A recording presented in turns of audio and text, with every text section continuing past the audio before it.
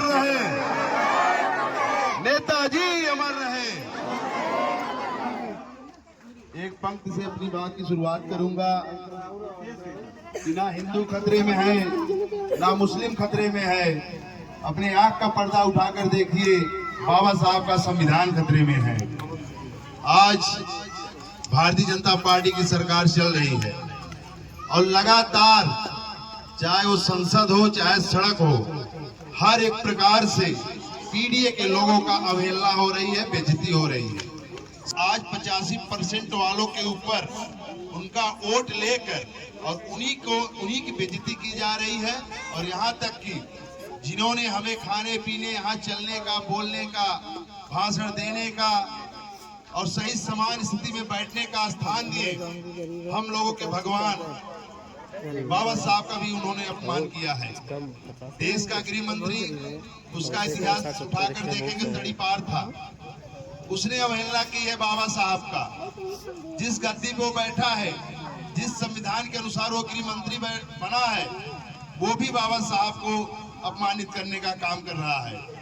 मैं आपको बता दूं, ये आरएसएस वाले, ये मनुवादी सोच वाले हमें आपको अपना कभी नहीं मानेंगे, कभी नहीं मानेंगे।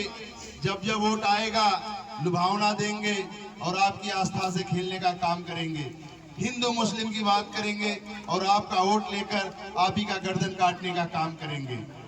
आना पड़ता है अपने भाइयों बहनों को, जो लोग बातें नहीं समझते हैं उनको समझाना पड़ेगा।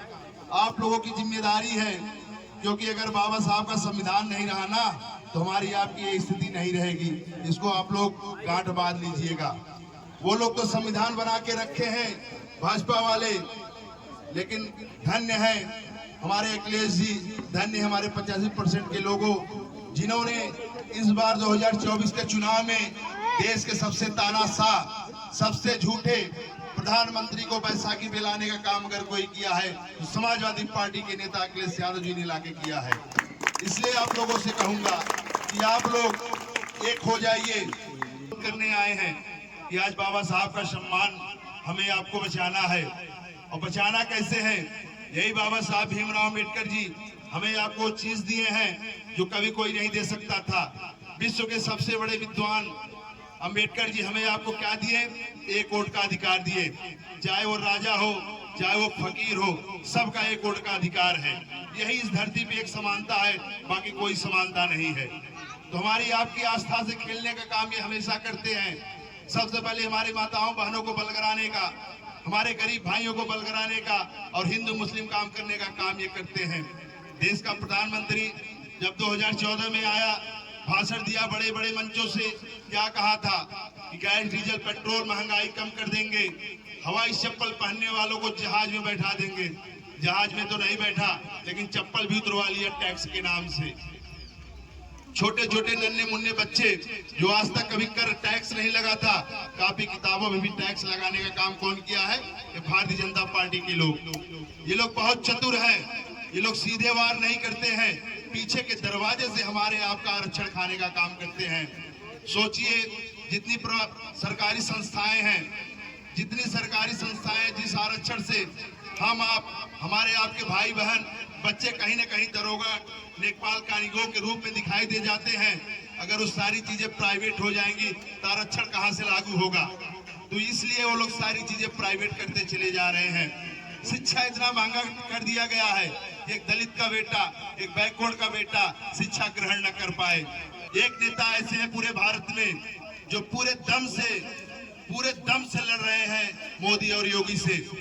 चाहे सदन हो चाहे सड़क हो, हमेशा समाजवादी पार्टी के लोग कदम से कदम मिला के चलने का काम करते हैं। चाहे वो हाथरस की घटना हो, चाहे वो मिर्जापुर की घटना हो, जहां जहां घटना हुआ है हमारे दलित भाइयों के साथ, तो समाजवादी पार्टी के नेता लोगों ने न्याय दिलाने का काम किया है।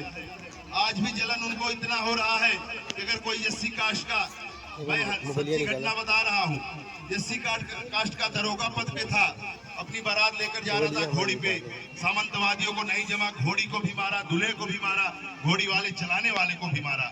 आज भी ये स्थिति है। सोचिए बाबा साहब उस समय में किस हालात में जीते होंगे। तो हमें आपकी स्थिति बदलने का मौका मिलता है। लेकिन हम लोग अपने जात बिरादरी में आ जाते हैं, तब पार्टी देखने लगते हैं। बस एक निवेदन करेंगे कि आपको केवल यह देखना है कि भारतीय जनता पार्टी को हरा कौन रहा है, भारतीय जनता पार्टी को हरा कौन रहा है।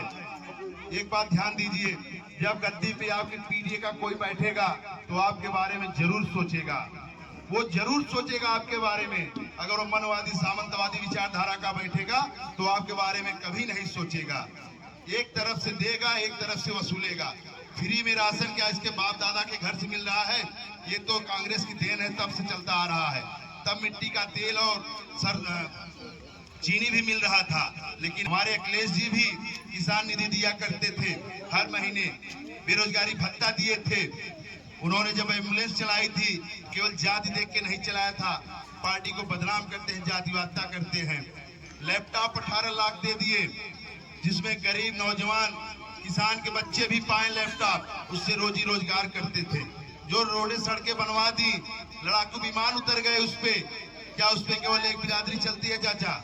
नहीं चलती है, हर जात बिरादरी के लोग चलते हैं। लेकिन ये भारतीय जनता पार्टी के लोग बहकाने में तेज हैं, झूठ बोलने में तेज हैं।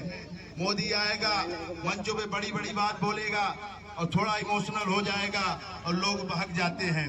लेकिन ये नहीं जानते हैं जो इसी बहकावे से आप लोगों के ऊपर राज कर रहा है। इसलिए आप लोगों से निवेदन है, बाबा साहब का सम्मान, उनका संविधान अगर बचाना है तो आप लोगों को आने वाले चुनाव में इसको देखिए कि कौन भारतीय जनता पार्टी को हरा रहा है, उसको वोट करने का काम कीजिए।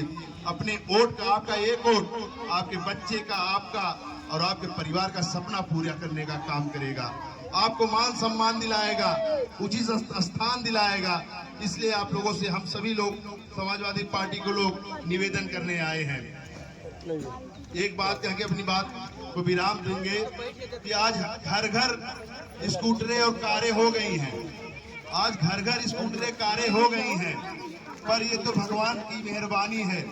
मगर साइकिल को ना भूलेंगे, क्योंकि ये तो बाप दादा की निशानी है। जय हिंद, जय भारत, जय भीम।